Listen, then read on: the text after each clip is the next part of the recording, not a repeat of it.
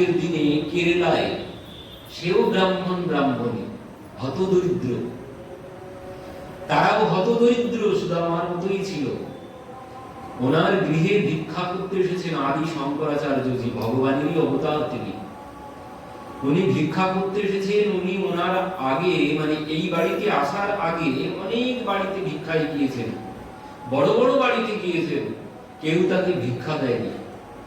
কিন্তু এক গরিব ব্রাহ্মণের বাড়িতে এসে ভিক্ষাম দেহি বলে দাঁড়িয়েছেন। তো সেই গরিব ব্রাহ্মণ বাইরে এসে বলছেন, বাবা আমাদের তো ভিক্ষা দেওয়ার মতো কোনো কিছু নেই, আপনাকে কি দেব?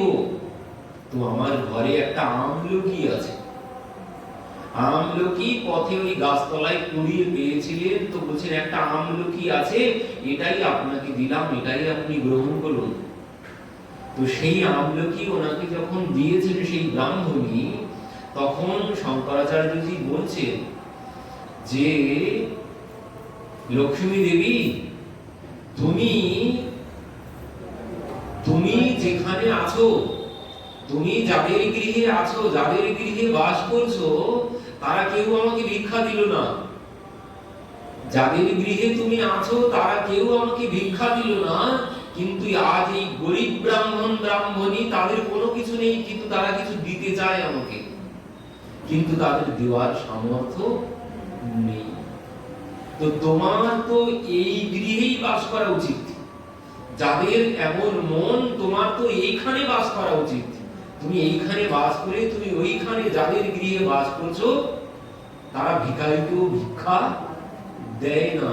আর এই বলে তিনি ওই কনক ধারায় স্তুতি পাঠ করতে শুরু করেছিলেন, কনক ধারায় স্তুতি পাঠ করতে শুরু করেছিলেন। আর এই স্তুতি পাঠের সাথে সাথে সেই গৃহে স্বর্ণের বর্ষা হয়েছিল, স্বর্ণের আমলকি বর্ষা হয়েছিল সেই গৃহে। আজকের এই দিনে, এই অক্ষয় তৃতীয়ার দিনে, এই জন্য এই দিনের এত মাহাত্ম্য। এই দিনে সমস্ত দুঃখ দারিদ্রতা চলে যায়। তবে কিসের জন্য? কিসের জন্য? কি জন্য যাবে দুঃখ দারিদ্রতা? বলছেন সেই দুঃখ দূর করতে গেলে দান করতে হবে।